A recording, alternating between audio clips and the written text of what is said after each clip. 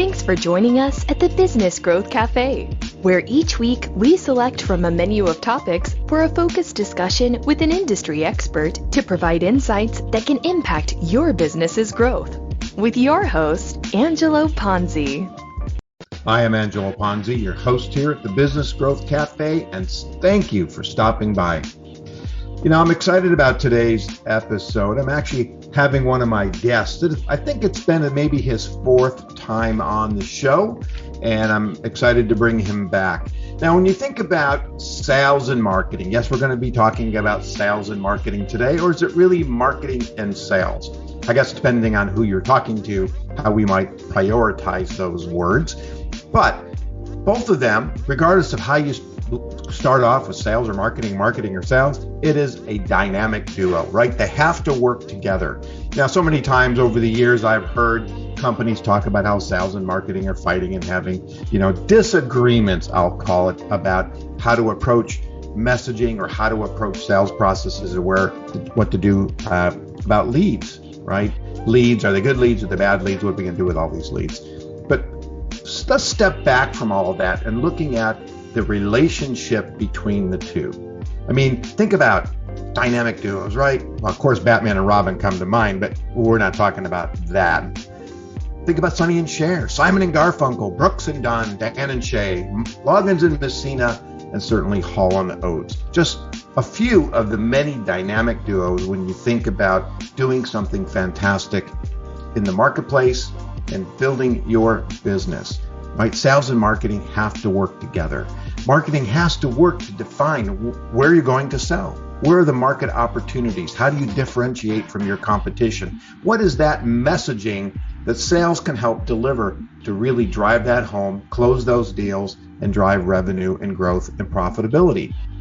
Now, those two work together, right? Because sales has a job to do and marketing has a job to do. And if we think about funnels at the top of the funnel, right, we're building awareness, we're building interest in your brand.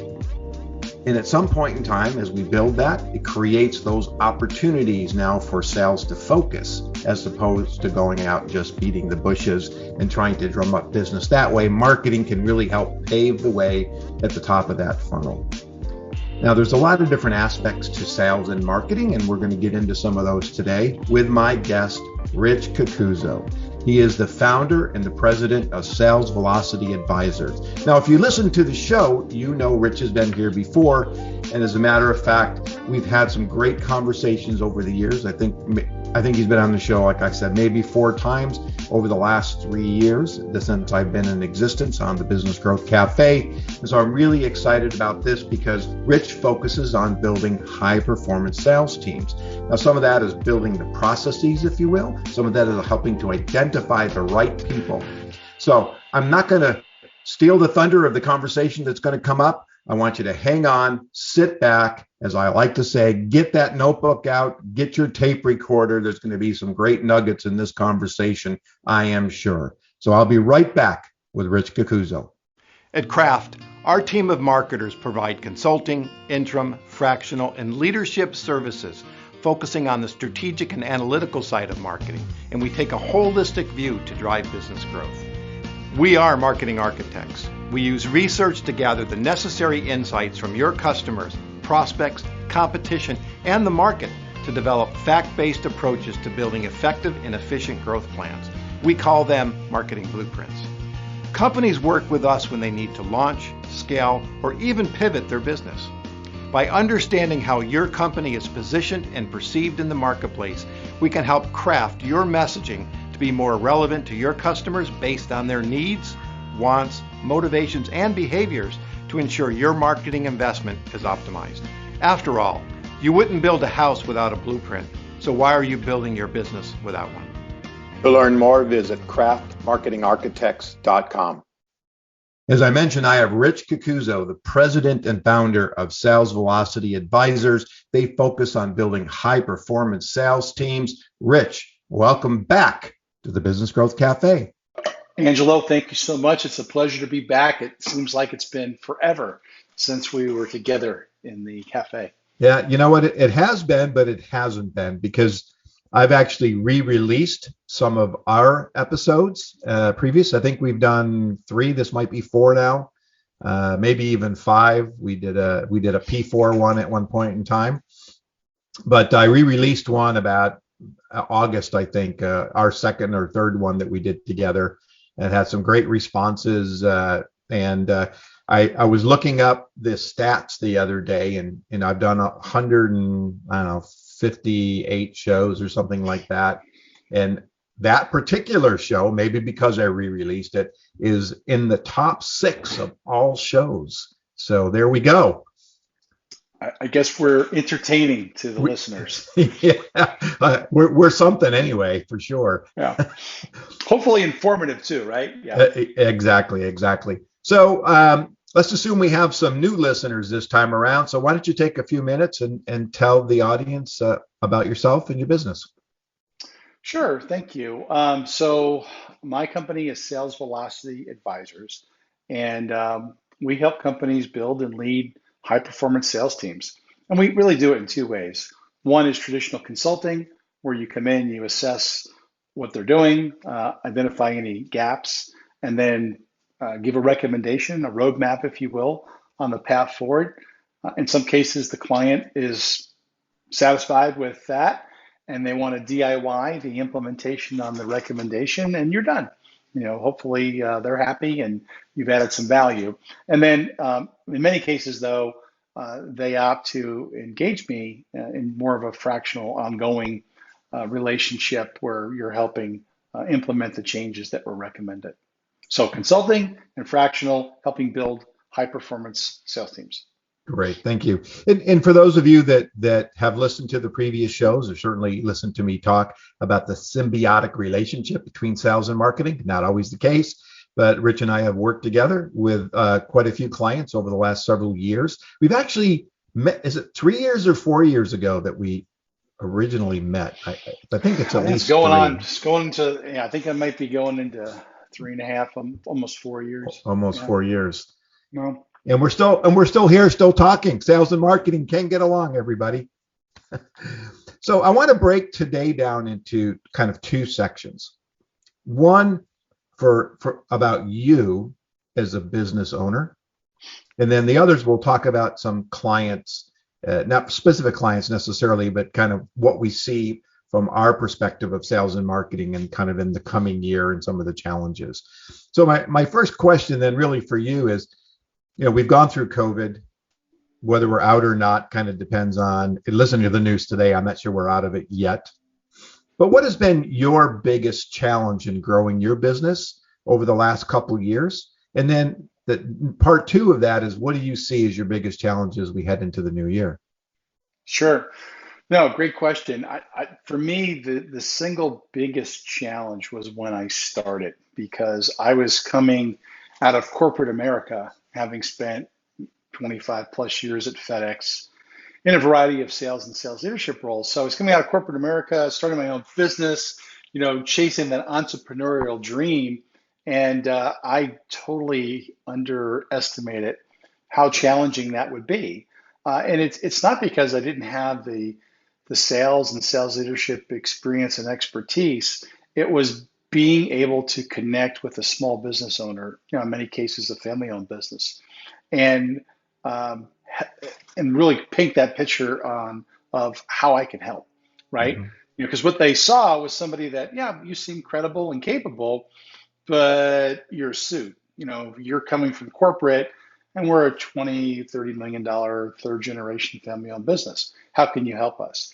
So once I was able to bridge that gap, and really the only way you can bridge the gap is by getting clients and being able to demonstrate that you can do the work in that small business arena. Once I was able to do that, it was off to the races. So that was the hardest thing for me, really just establishing myself, creating awareness about my brand, my company, and our capabilities, and then getting some successes under the belt. And then once that was done, it was off to the races.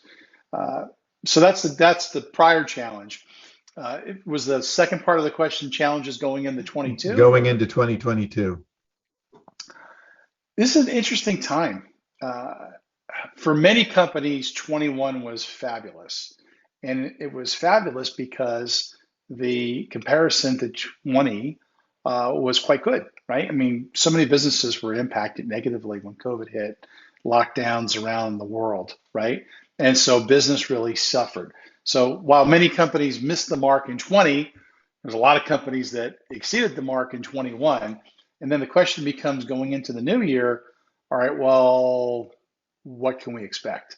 Is it going to be continuing on that growth trajectory that you established in 21, or is it going to be maybe a blend of 19, 20, and 21? Mm-hmm. So the challenge is trying to forecast that accurately, right? And helping clients do that. Because and then of course, as you said, with this most recent COVID variant that's out there, there's always that over the shoulder, are we going to shut down again? Are there going to be restrictive measures put in place? Some type of significant disruptor, and nobody really knows. So, you've got to plan for the unexpected, and then also make sure that you can meet the expectations of your clients. And may I add, the other thing that wasn't an issue in 19 and 20, but it certainly was an issue in 21 and will be again in 22, are supply chain issues. Mm-hmm. And just being able to source what you need and when you need it.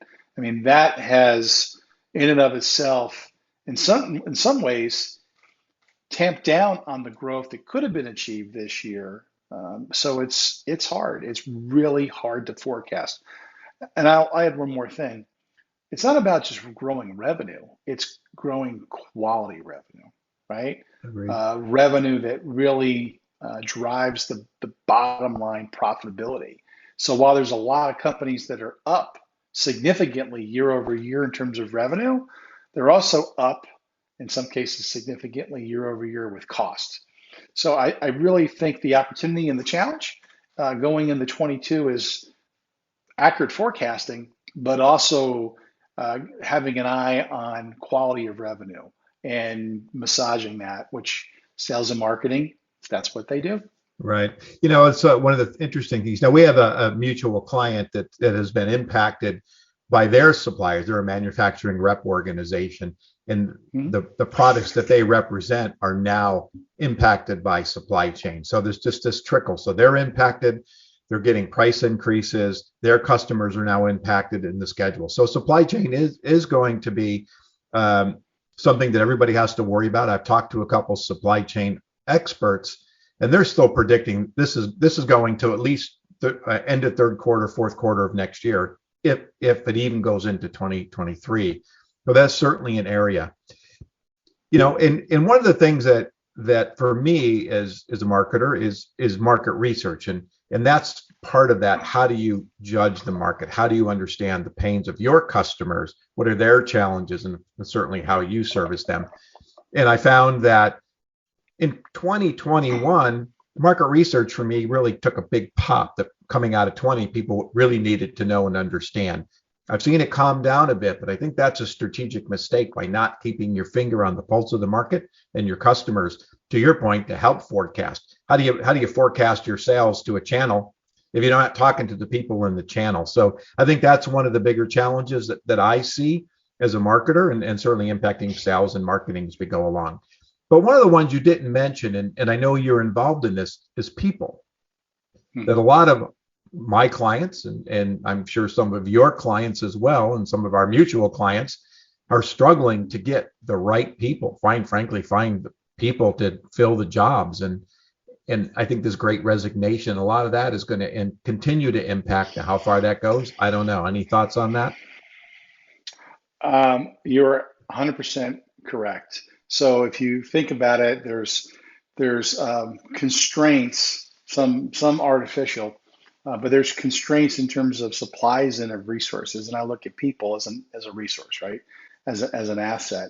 And it absolutely is affecting companies in two ways. Number one, there are good people that are leaving, and they're leaving for a variety of reasons. In some cases, it's more money, more upside opportunity. But in other cases, it's because it's the culture, the leadership is not what they want. They aspire to something better, and they perceive that something better is out there, and they are pursuing that. So you've got that part of it. In the sales arena, I think, or in really probably all disciplines, right, that are more um, maybe more white collar in terms of what they do. The idea that they're going to come to the office every day, COVID's changed everything. Work from home, and the benefits and downside of it too. It's not all pluses, right? But there's so much to be said about working from home. And from a sales point of view, not having the travel in many cases to go see clients and prospects, where pre-COVID, you wouldn't think twice about jumping in a car or Mm-hmm. getting on a plane to go see a client or a prospect. So companies are struggling with retention, and they're also struggling with hiring. I mean, I will tell you, I've got multiple searches that I'm involved in right now. I probably have done close to 8 to 10 hires this year for a variety of clients across a number of industries. Going back to the spring, you could find great talent 4 to 6 weeks. Now it's 10, 12 weeks or longer. It's hard. It's really, and companies are spending more money, right, than they planned on to hire the right talent, and the right talent that, as I've talked about before, when you're talking about sales, candidates that have strong sales DNA, there's a huge demand. So they got multiple offers from multiple companies. Mm-hmm. So if in your company, not only does you have to be compelling in terms of the compensation package, right? And then sales, that's the base salary plus the bonus potential and benefits, right? Not only do you have to be competitive in that arena, but then you've got the culture and leadership piece of it too. And I've got candidates, this has never happened before. They want to know how the company is positioned from a meeting the client demand, meaning that like in the manufacturing sector, hey, so talk to me about the investments the company is making so they can meet the demand from the customers, because I want to be able to, as a sales rep, sell with confidence that we can deliver on our value proposition. So it's a great, Angelo. That is In really my interesting. 30 plus years, I have never seen a job market like this one. It is, and if you take the old school approach, and I can say that because I'm an old school guy, if you take the old school approach of, hey, you know what? We're hiring, we're making an offer. You should just say, where do I sign and thank you? If you take that approach of one of arrogance, where you're the employer and they're the employee, you're not going to get the top talent. And if you happen to get somebody who's halfway decent, and that's the kind of way you run your business, you're not going to hold on to them. I mean, it is a candidate market for sure, and it's an employee market when it comes to, do I want to continue to work here or go someplace else? Right. And I think that, there, I did a podcast not too long ago with a lady that and we talked about this great resignation and the fact that there's 4.3 million, or at the time, was it just a month ago, that had resigned from their jobs, and 11 million jobs in the marketplace. I'm sure that dynamic has changed a little. Right. So, I mean, there's a lot of opportunities. We know people are moving. And to your point, thank you very much. I really appreciate you giving me this offer as almost as a side, right? Because I got 5 other ones I can sit and pick and choose and almost customize in the sense. And the other part of that is retention. Even when you ultimately make that decision and you bring somebody on, how are you going to keep them there? If they were fielding multiple offers going into this, did they stop when you brought them in, and that kind of stuff? And it used to be that when you made an offer, you got the yes right then and there. Now, what we're seeing is people are like, okay, well, send me the offer. I want to talk it over with my spouse. Can I have a few days to think it over? And you wonder, it's like, okay, you stalling for time because you're waiting for other offers? Or are you going to shop this offer around? Or are you going to try to stay with your current employer? You don't know, right? So, you have to assume positive intent, give that candidate the benefit of the doubt, and wait. You got to wait. again, I've never seen a job market like this one. And it's interesting because, you look at how the unemployment rates have come down, and, it's like, where are you going to source this talent going forward? And the Great Resignation, it's not just hourly workers. It's not just hospitality and retail. It cuts across all industries. Granted, hospitality and retail probably more impacted, and that's because they're lower paying jobs, and people are surprised, and like, I aspirationally want to make more money, and if there's demands, and I have the skill set, then I'm going to elevate up, right, and Hmm. start competing for jobs that pay better. But yeah, it's an interesting market right now. So, your focus on building high performance sales teams, right? That Hmm. says people. But Yeah. was people in the kind of the recruiting aspect always part of your mix over the last several years, or did you kind of morph into this just because of demand from your clients? I would say I think people are always at the forefront. The way I view it is, when I'm evaluating a sales organization, I'm looking at it from three different venues. I look at the people, I'm looking at the processes that they have in place or don't have in place, and I'm looking at performance, right? And so, when I do a deep dive, I'm looking at those three areas. And so every client engagement is different. In some situations, you know, and everybody's on their own individual growth journey, right? Hmm. So that journey looks different for companies at different points in their evolution. So in some cases, I'm engaged because they want to hire that first sales rep, and they need somebody to come alongside of them and help them, right? Help them source the right talent, help them build a solid sales foundation with the right processes. And that could be, sales KPIs, picking our CRM, building a comp plan, whatever. So I've got that. In other situations, they have salespeople, but the salespeople report to the owner or the CEO. So they're looking to hire their first sales manager because the team's gotten too big. And the CEO shouldn't be managing sales while they're trying to run the business, right? Exactly.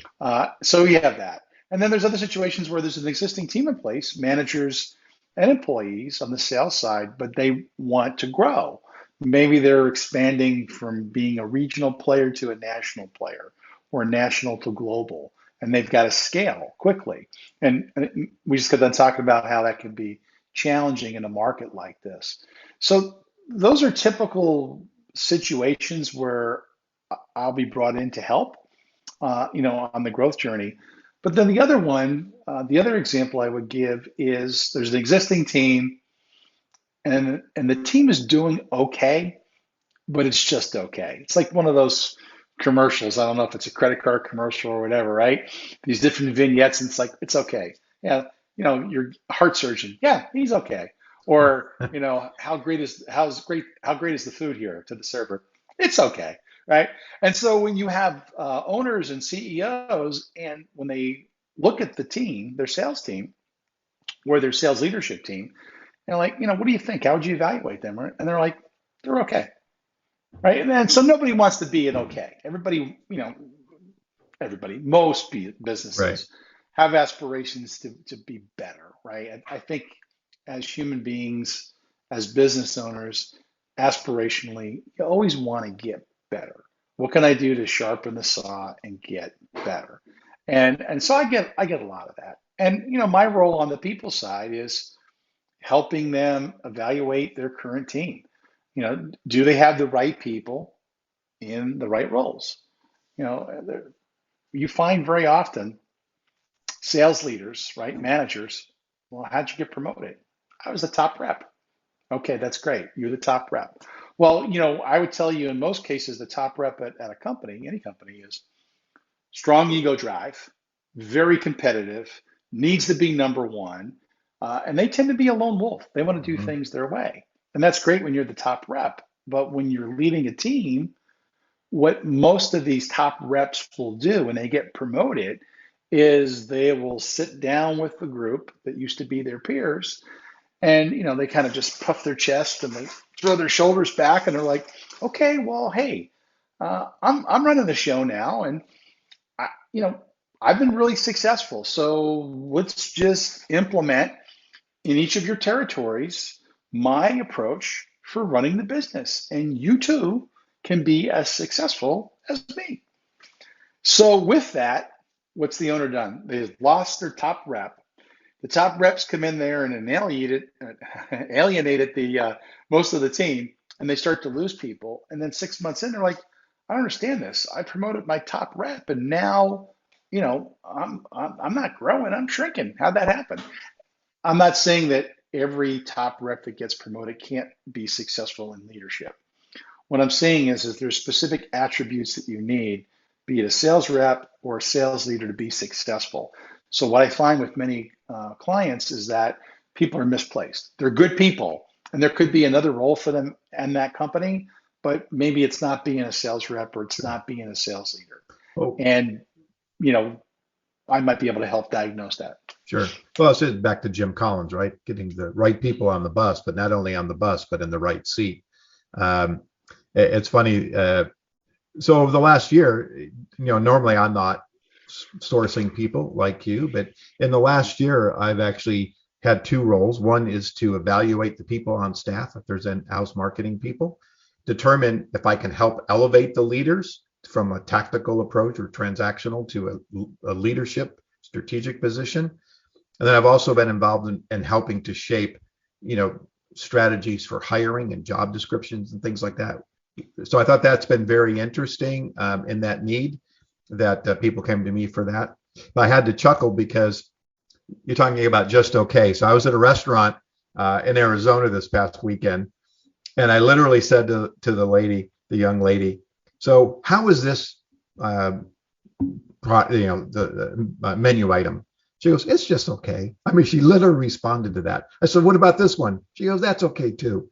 I said, well, why don't you just tell me what's good as opposed to what's okay? And I couldn't believe that that's how she was, serving it up, but I guess no pun intended, but literally. But you know what though? But I appreciate that. And I know this is a sidebar. I do appreciate the candor, because the flip side of it is, as a salesperson, okay. And if you think about it, and you're a server, you're kind of a salesperson, right? Because there's specials that they want you to promote. There's add-ons that are very profitable to the restaurant. So there's a level of sales rep that goes in with being a good server. And what's a pet peeve of mine is when someone tells you everything's great on the menu. Yeah, and I'm like, exactly. Okay, well, you lost me at that. I think that's the other side of the spectrum, right? Yeah. But there's so many factors that go into it, and I think that's one of the things that when you talk about challenges and opportunities going into 22, I think for many business owners and CEOs, they don't recognize that everybody sells. Everybody in your company is some level of a brand ambassador. If you touch the customer in any way, then, in my view, you're selling, right? You're promoting, you're representing that brand. And all it takes is one person to, I'm singing to the choir, one person in your company to lead, to create a bad impression on a customer. It could be a long-time customer. It just takes one person. And you could ruin years of goodwill with just one bad interaction. And obviously in sales, that, right? But I do think there's a mixed perceptions that are out there. Well, that's the role of the salespeople. So hey, customer service, the role of everybody. Operations, anybody that touches that customer, they represent the brand. Yeah, a lot of times when we're developing our marketing strategies and plans, part of that is an internal plan to make sure everybody's on board and in alignment and understands how their role fits into the company and the way and how important it is that it, they're a piece of the puzzle, if you will, and without that piece, the puzzle doesn't tell a clear picture. And to making sure that people understand what's going on. It's so many times walking down the hall and you see the head of finance and say, hey, what do you think of the new campaign or whatever? And they're like, I don't know what you're talking about, but I did pay your bill, by the way. Oh, okay, thank you very much. But they have no idea what's going on. And to me, that's a disadvantage. You used a phrase that I have used a lot, and that everybody in the company is a brand ambassador. If you got 100 people, when they walk out the door at night, that's 100 people that should be able to tell your story. They can tell you what they do, but they don't always know that picture. And I think that's a disservice that companies do to themselves by not really structuring that to make sure everybody's on board. What would you do different? If you were starting today, I guess, or hindsight's 2020, but what would you do different? What I would do differently, well, I would have lowered my expectations going in, right? For sure. A couple of things. That's it's a question no one's asked me. I would if I could go back in time to the beginning of 2018 when I started my company, I would set realistic expectations, for more realistic expectations than maybe what I did going in. I would definitely do that. I would also recognize, underscore, highlight, and that the patience is critical. And I think those two things, setting realistic expectations, being patient, but also having a plan. I had a plan. It wasn't like I just went into it blind. And I was very methodical. And how do you build a brand, create awareness about who you are and what you do? We're fortunate in our world, you and I, Angelo, that most of the clients that come to us, we're getting a warm introduction from another service provider, right? Who's a trusted confidant of that owner, CEO, and believes in us, maybe has worked with us in the past, knows how we help clients, and then can, introduce us with confidence. So, but it takes time. Those relationships take time. So realistic expectations, more patience, and plan your work your plan, right? Yeah. Yep. But the other thing I would say as well is there's this concept of nostalgia. And one of the reasons why they call it nostalgia is that when you look back personally and professionally, you tend to think about good things, right? You think about highlights, things that are important to you, that first job, first promotion, marriage, kids, buying your first house, first car, whatever it may be. You focus on, most people focus on the positive things. What you don't necessarily think about or remember as vividly is the journey to get there, what it took to get there. So for me, I was really blessed. I was really successful in my time at FedEx. I started when I was 20 years old. I was getting promoted, and for the first 15 years, every 2 to 3 years, moving around the country, each promotion, more money, more responsibility, all that. It was great. The last 15 years, I was a VP of sales. So, I wasn't getting promoted anymore, but it was a big job. But here's the thing. And looking back at that time, you kind of remember the successes, you remember the promotions, you remember the highlights. You don't remember the grind. You don't remember the journey. You forget about the sacrifices and the setbacks and how hard it was to get there, because you're focused on the path forward. You're focused to getting to the top of the mountain or to the top of the next elevation, right? I mean, that's what you're focused on. And I think I lost sight of that when I started my consulting practice in 2018. It's like, well, this should be a no-brainer. I mean, I've got all these years of experience working at a Fortune 50 company, very successful at every level I was ever in. And, I feel like I'm a good coach and confidant, and, business, just put out your shingle and people come flocking to you. And that's not what happened. And I think part of the reason why, beyond realistic expectations, being patient, following, a well laid out plan, I think part of it was forgetting that there's a journey. And so then when success finally comes, and hey, when you're starting out as a consultant, success is the first client, That's right. And the first check. And then beyond that is when you get to a point where, wow, hey, I can earn a living, doing this, and I'm helping people, helping businesses grow and prosper, and I can provide for my family. So there's certainly a lot of gratitude that comes with that. And so when you're on the back end of it, you're like, wow, this was great. Again, no different than climbing to that mountaintop. You do you think about the grind getting from the bottom to the top? No, you're there looking at the vistas, you're looking at the views. Or it, could be not that you and I would know, but our wives given birth to a child, right? And it's like, Hmm. okay, that's 9 months, and that's, as my wife has shared with me, we have blessed with 3 daughters.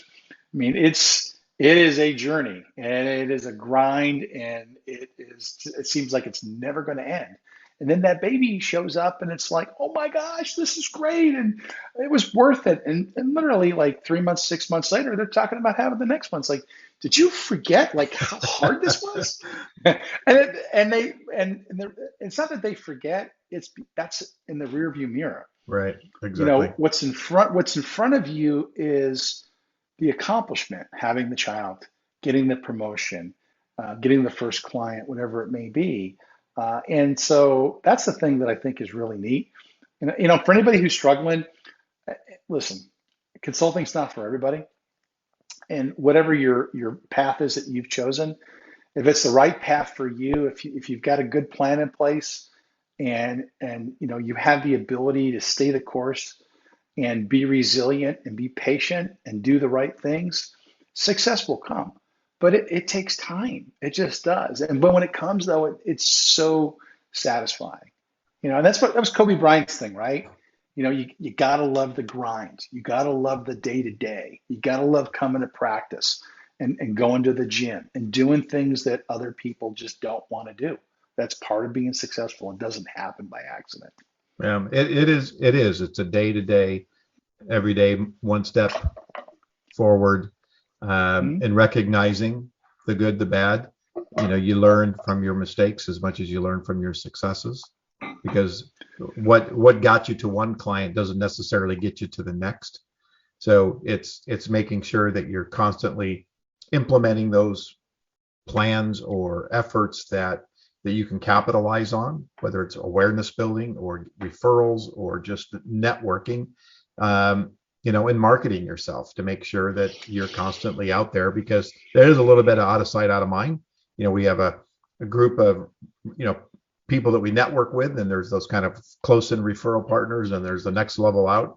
But that's a pebble in the water, and it keeps trickling, and the rings keep going out, and hopefully somebody that's way out there will come in at some point in time.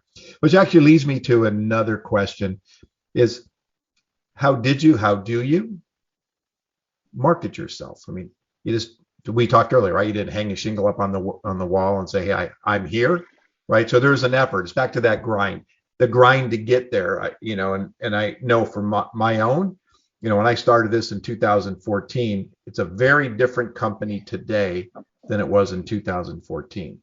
As the market changed, as recessions were lingering, and people not doing as much research, for example, we had to modify.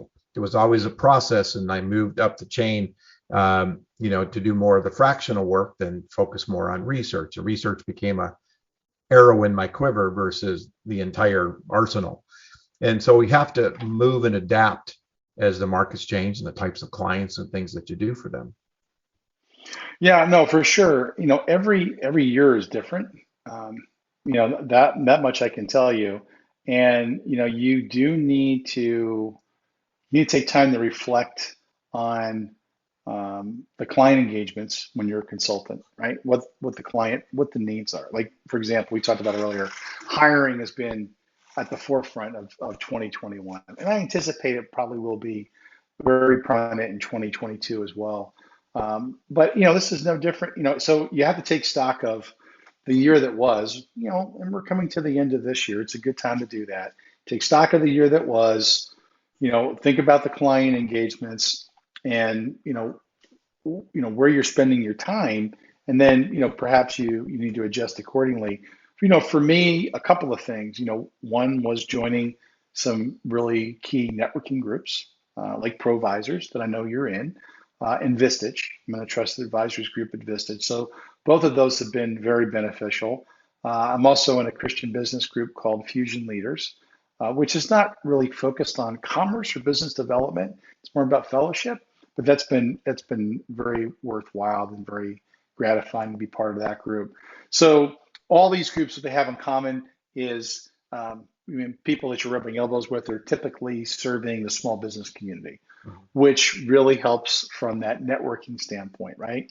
So, and that there's C-suite consultants, meaning sales, marketing, operations, finance, business coaches, human resources. Those are typically the people that they're good referral partners for us, people like you and I, Angelo, and we're good referral partners for them.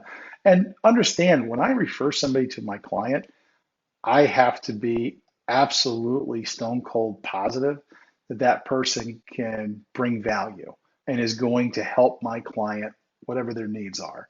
Because when I recommend another service provider, it's a reflection on me, good, bad, or otherwise. And I don't want a client being like that server you had at the restaurant saying, when I ask them about somebody I've referred, they're like, they're okay. I would never want them to say that. I'd always want them to say, thank you. I appreciate the introduction. This person is really bringing value. So that is so important. It's important to the client. It's important to us as service providers.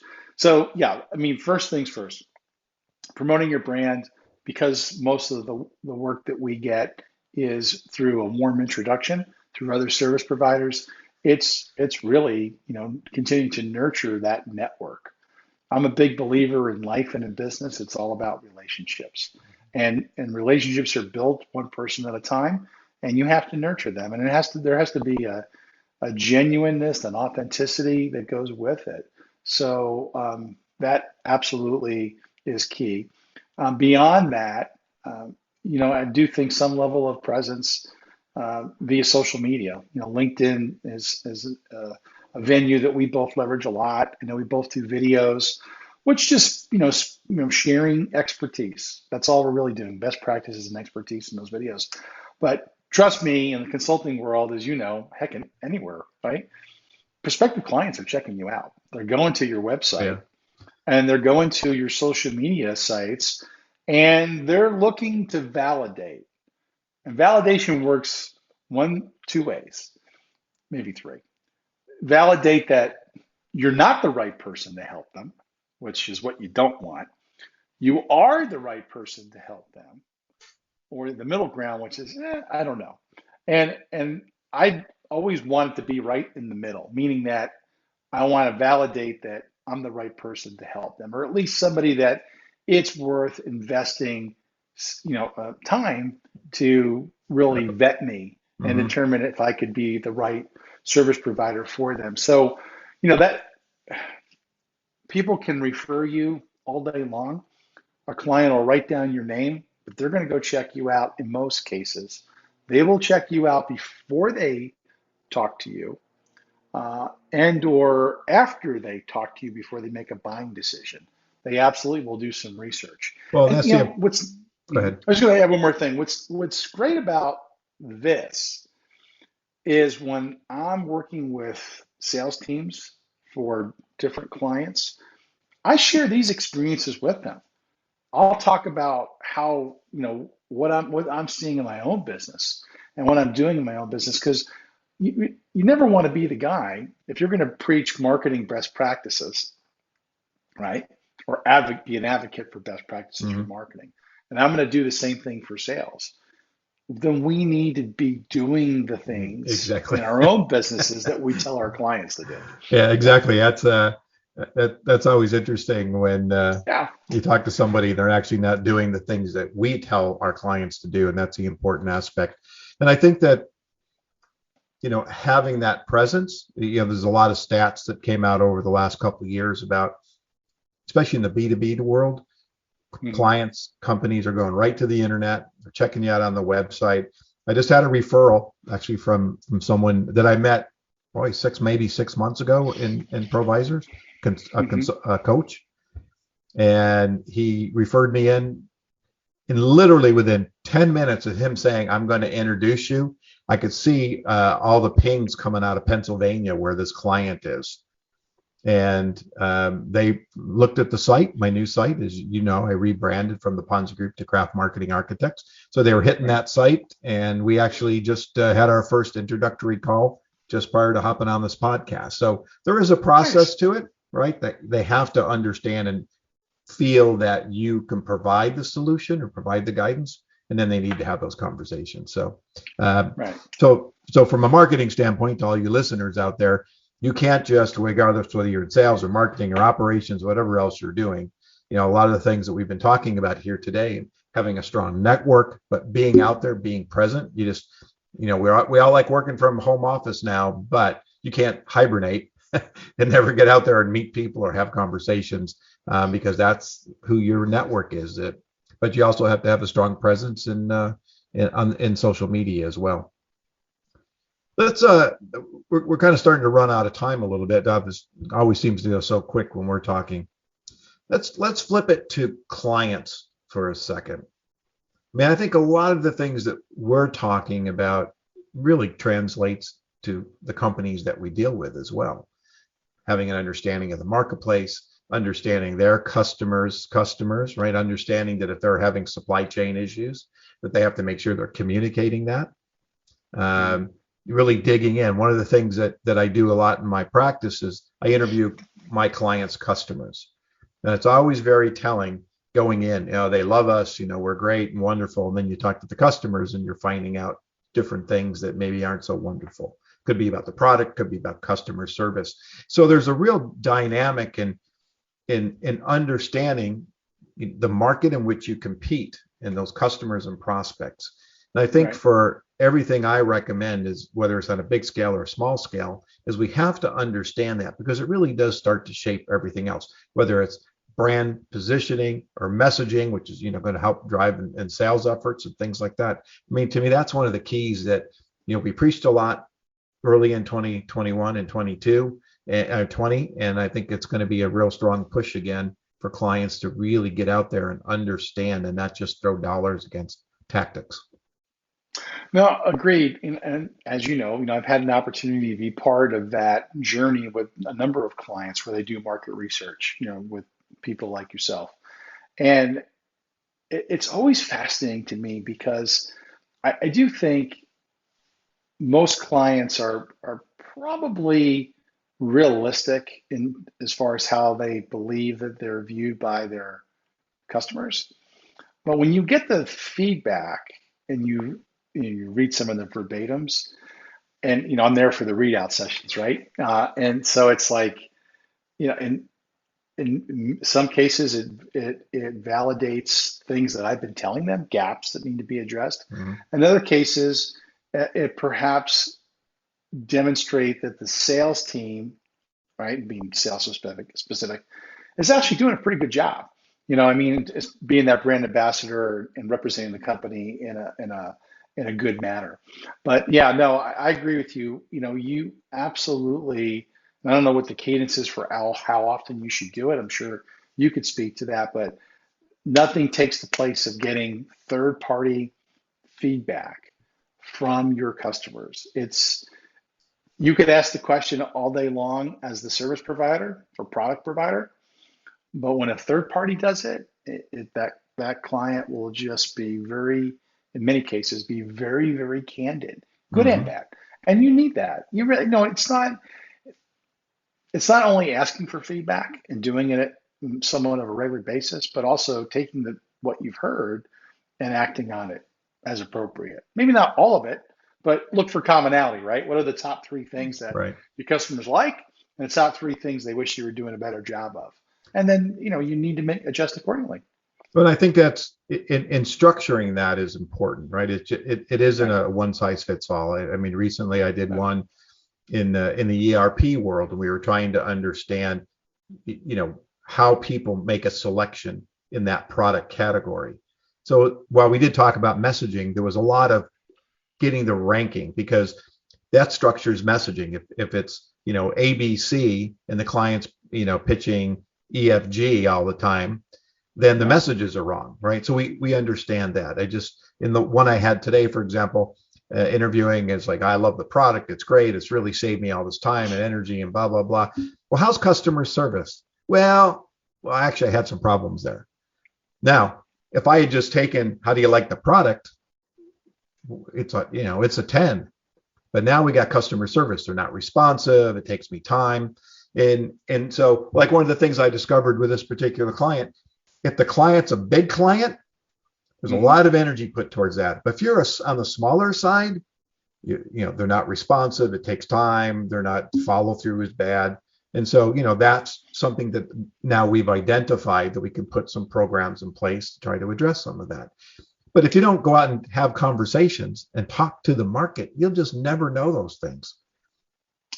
Yeah, that's a really great point that you make. And that's the thing, when you think about the customer experience, it's not just the product or service, it's all those touch points, right? Mm-hmm. There was a book back from the 80s. It was called Moments of Truth, and talked about anybody touches a customer, it's a moment of truth for that brand, positive or a negative impression. We talked about this earlier in the podcast, but you're absolutely right. And that's why if you're going to spend the time and money doing market research, it should be comprehensive, and you really should be asking about specific touch points and seeing, if, again, either validating that you're doing the right things right, or identify that there's some gaps that you need to address, for sure. And why that's so important, and this is where sales and marketing speak the same language. Why that's so important is, when you're out there and you're promoting a brand, you're representing a brand as a sales executive with an existing client or a prospect, it's that voice of the customer. Why do what do you like about us? Why do you use us? What is it that stands out? Mm-hmm. That feedback, those sound bites, that should be incorporated into the sales messaging and the marketing messaging. You talked about that earlier, about the importance of everybody staying on message, and I agree with you. What's also important is that there's a consistent message. Yeah, right? Exactly.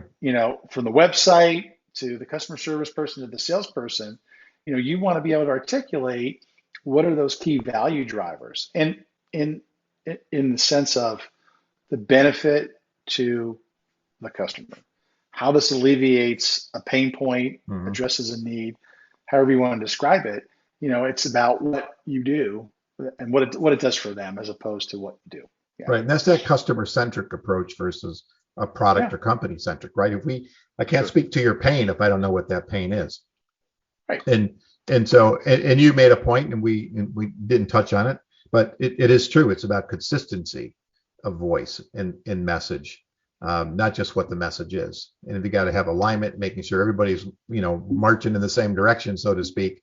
Otherwise, people are giving different, and we've all heard this and seen it, right? You got 10 people, and I do that, going to ride in an elevator. How would you describe the company to somebody? And I've literally talked to 10 people, and I have 10 different answers.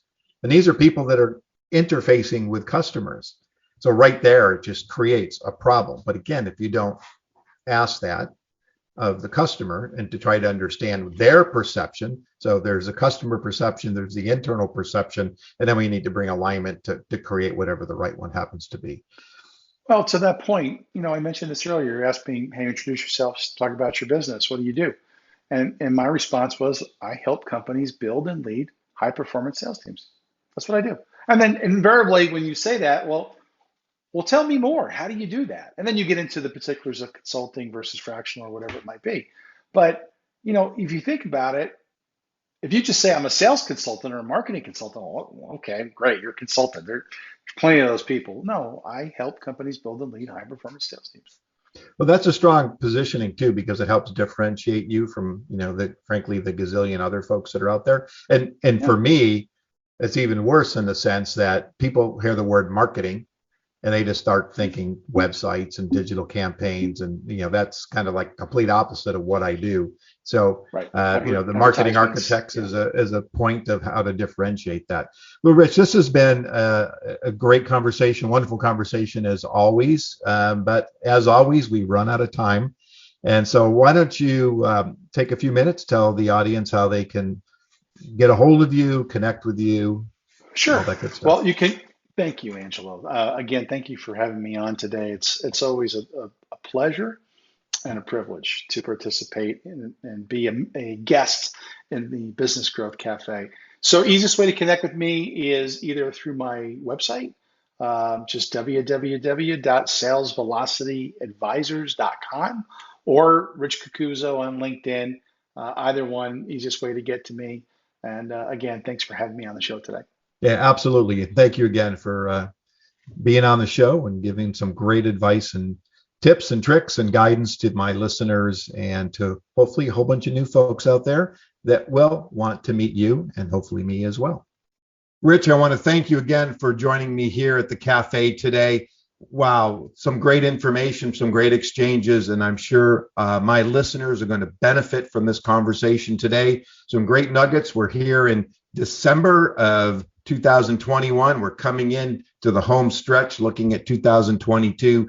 A lot of great things to focus on. And you, my listeners, I do encourage you to reach out to Rich if you have a question, if you'd like to talk about building the higher performance sales teams in your organization. You can certainly talk to me about the marketing side. Again, we're a dynamic duo. We could walk in there and work with you. And I'll put some show notes in there on how to reach Rich. I know he told you, but I'm going to put it in the show notes as well. And if you're a loyal listener, I want to thank you for sticking by me here for the last 3 years, or actually in my 4th year. I actually got a note from one of my listeners the other day of his top podcast that he listens to, and we were number 3 in his ranking. So, hey, if you are listening and you have some stats you'd like to share with me, please send them in. It's encouraging to know that you guys continue to listen. I can see it. I can see it in the stats when I see it. But hey, I'd like to get the faces and the names behind all of those. So please send those in. And if you're a listener for the very first time, thank you so much for joining us today. Hopefully you will subscribe to continue to be notified when content is available for you. You can subscribe on any podcast platform you want to listen to, whether you're on iOS and Apple, or Android, or frankly Spotify or Amazon or Pandora, you name it, we are there. You can find us easily. You just have to type in the name Business Growth Cafe. So thank you again for listening. And again, join me here next week at the Business Growth Cafe. Thank you for listening to today's discussion at the Business Growth Cafe with your host, Angelo Ponzi. Take a moment to subscribe to this podcast and visit our website at www.businessgrowthcafe.com. Read Angelo Ponzi's blogs at www.theponzigroup.com.